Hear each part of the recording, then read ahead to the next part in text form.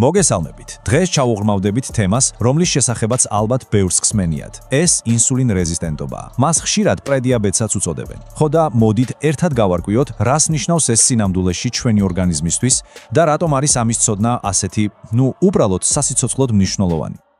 აი ეს ტერმინი პრედიაბეტი ალბათ ყველას გაგვიგიარა, მაგრამ რას ნიშნავს ის სინამდვილეში? ბევრისთვის ეს ცოტა ბუნდოვანია. ხო და ზუსტად ამიტომ დღევანდელ გარჩევაში მარტივად და გასაგებად აგიხსნით, რა იმალება ამ სიტყვის მიღმა და რატომ არის ძალიან მნიშვნელოვანი რომ ყურადღება მივაქციოთ. კარგი, მოდით გეტყვით რას გავივლით. სულ 4 მთავარი საკითხი გვაქვს. პირველ რიგში რა არის ეს ინსულინ რეზისტენტობა, მერე ვინ ხდება რისკის ჯგუფში, შემდეგ ვნახავთ როგორ სვამენ დიაგნოზს და ბოლოს ყველაზე მთავარი და იმედის მომცემელი ნაწილი, როგორ შეიძლება ამ პროცესის შემოტრიალება. დავიწყოთ პირველი ნაწილით. მაშასე, რა არის ინსულინ რეზისტენტობა? ისიც სანამ ამას გავიგებთ, ჯერ მარტივად უნდა ავხსნათ ზოგადად როგორ მუშაობს ჩვენი სხეულის ენერგეტიკული სისტემა. მერზმუნეთ, ეს სულაც არ არის რთული. წარმოიდგინეთ, რომ ინსულინი არის გასაღები, აი ჩვეულებრივი გასაღები. მას ჩვენი პანკრეასი, ანუ კუჭქვეშა ჯირკვალი გამოიმუშავებს. როცა ჩვენ ვჭამთ, ორგანიზმი საკვებს შაქრად, ანუ გლუკოზად შლის, ეს ჩვენი მთავარი საწვავია. ხო და ინსულინი, ეს ჩვენი გასაღები, მიდის უჯრედებთან, აღებს მათ კარს და შაქარს შიგნით უშვებს, რომ ენერგიად გადაიქცეს. მარტივი არა? და რა ხდება, როცა ეს იდეალურად აწყობილი სისტემა ირღვევა. ინსულინ რეზისტენტობის დროს ჩვენი უჯრედების საკეტები თითქოს ჟანგდება. ინსულინის გასაღები ისევ არსებობს, მაგრამ უჯრედები მას ვეღარ ცნობენ, კარს აღარ აღებენ. რა ხდება შედეგად? შაქარი, რომელიც უჯრედში უნდა შესულიყო, რჩება სისხლში და მისი დონე იმატებს. ამ დროს პანკრეასი პანიკაში ვარდება და ფიქრობს, მეტი გასაღებია საჭირო და იწყებს კიდევ უფრო მეტი ინსულინის გამომუშავებას, მაგრამ ამაოდ. საბოლოოდ ეს მუდმივი ზეგანაკვეთური მუშაობა მას უბრალოდ ფიტავს. კარგი, ესეც ასე.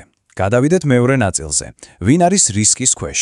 მოდით ვნახოთ, რა ფაქტორები ზრდის იმის ალბათობას, რომ ეს მდგომარეობა ჩვენს შეგვეხოს. უნდა იცოდეთ, რომ ინსულინ რეზისტენტობა შეიძლება ნებისმიერს განუვითარდეს, მაგრამ რა თქმა უნდა არსებობს ფაქტორები, რომლებიც რისკს ზრდის. ზოგიერთი მათგანი, მოდი თქვათ, ჩვენს კონტროლს არ ექვემდებარება, მაგალითად გენეტიკა, თუ ოჯახში ვინმეს ჰქონდა დიაბეტი, ან უბრალოდ ასაკი. მაგრამ არის ფაქტორები, რომლებიც პირდაპირ ჩვენს ცხოვრების წესთანაა კავშირში, ვთქვათ, ჭარბი წონა, მოწევა, ან თუნდაც ზოგიერთი მედიკამენტის მიღება. რისკები კიდევ უფრო იზრდება, თუ სხვა სამედიცინო მდგომარეობებიც გვაქვს, მაგალითად ცილის ობსტრუქციული აპნოე, ღვიძლის გაცხიმოვნება, ან ქალებში პოლიკისტოზური საკვერცხეების სინდრომი. და იცით რა არის საინტერესო? პრობლემა ყოველთვის მხოლოდ ჭარბი ცხიმი არ არის. არსებობს იშვიათი დაავადებები, როცა ადამიანს პირიქით ცხიმის დეფიციტი აქვს და ესეც იწვევს ინსულინ რეზისტენტობას. აი ეს გვაჩვენებს, რაოდენ სასიცოცხლოდ მნიშვნელოვანია ორგანიზმში ბალანსი. მივადექით მესამე ნაწილს, ნიშნები და დიაგნოსტიკა. მაშ, როგორ ხვდება ექიმი, რომ რაღაც რიგზე არ არის? თანაც, ხშირად მანამ სანამ თქვენ თავად იგზნობთ რამეს. მოდით ვნახოთ. და აი, აქ არის ყველაზე მნიშვნელოვანი რამ, რაც უნდა დავიმახსოვროთ. უმეტეს შემთხვევაში, ინსულინ რეზისტენტობას არანაირი სიმპტომი არ აქვს, საერთოდ. ამიტომაც უწოდებენ მას ჩუმ მდგომარეობას. შეიძლება წლები გადიოდეს და თქვენ წარმოდგენაც არ გქონდეთ, რომ რამე პრობლემაა. სწორედ ამიტომ არის ექიმთან რეგულარული ვიზიტი და პროფილაქტიკური ანალიზები ასეთი კრიტიკულად მნიშვნელოვანი. თუმცა მიუხედავად იმისა, რომ თქვენ შეიძლება ვერაფერს გრძნობდეთ, განოცდილ ექიმს შეუძლია რამდენიმე ფიზიკური ნიშანი შენიშნოს. რა ასაქციევენ ყურადღებას? მაგალითად, წელის გარშემოწერილობას, კანზე გაჩენილ პატარა წანაზარდებს, ან მუქ ხავერდოვან ლაქებს, განსაკუთრებით კისრისა და იღლიების არეში. მაღალი წნევაც, რა თქმა უნდა, ერთ-ერთი პირველი გამაფრთხილებელი ნიშანია. რა თქმა უნდა, საბოლოო დიაგნოზისთვის მთავარი სისხლის ანალიზია. ერთ-ერთი ყველაზე მნიშვნელოვანი ტესტია A1C, ანუ გლიკოზირებული ჰემოგლობინი. ეს მარტივად რომ თქვათ, თქვენი სისხლში შაქრის საშუალო მაჩვენებელია ბოლო 2-3 თვის განმავლობაში.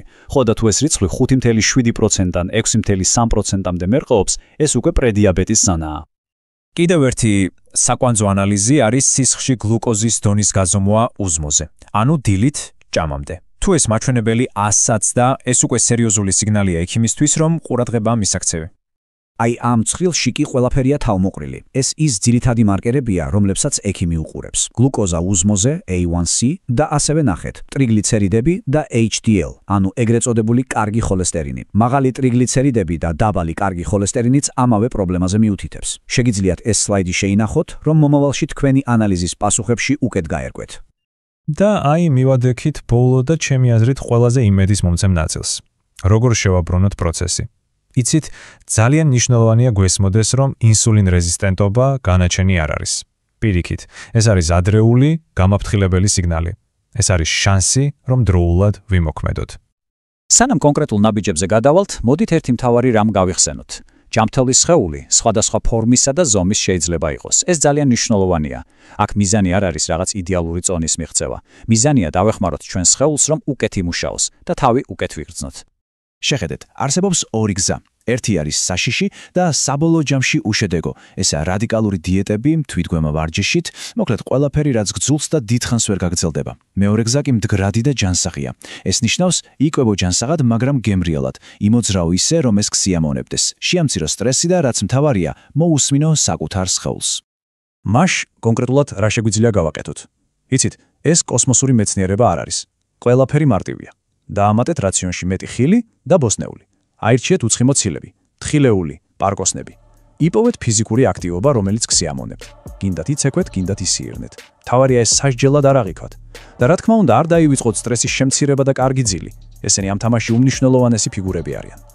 და კიდევ ერთხელ გავიმეორებ, რომ ნამდვილი მიზანი სასწორზე გამოსახული ციფრი არ არის. თავარია დავეხმაროთ ჩვენს უჯრედებს, რომ ხელახლა ისწავლონ ინსულინის გასაღების დანახვა და მასზე რეაგირება. აი ეს არის ჯამთელობის აღდგენის ნამდვილი არსი. და ბოლოს, მინდა დაგისვათ ერთი შეკითხვა. დაფიქრდით. რა არის ის ერთი, თუნდაც სულ პატარა, მაგრამ კონკრეტული ნაბიჯი, რომელსაც შეგიძლიათ რომ დღესვე, ახლავე გადადგა თქვენი ჯამთელობისთვის. არა ხვალ ან ორ შაბათიდან, დღეს. იმიტომ რომ ყველა დიდი ცვლილება სწორედ ასეთი ერთი პატარა ნაბიჯით იწყება. გამოიწერე არხი და დააჭირე ზარის ღილაკს, რომ არ გამოგრჩეთ შემდეგი საინტერესო ვიდეო.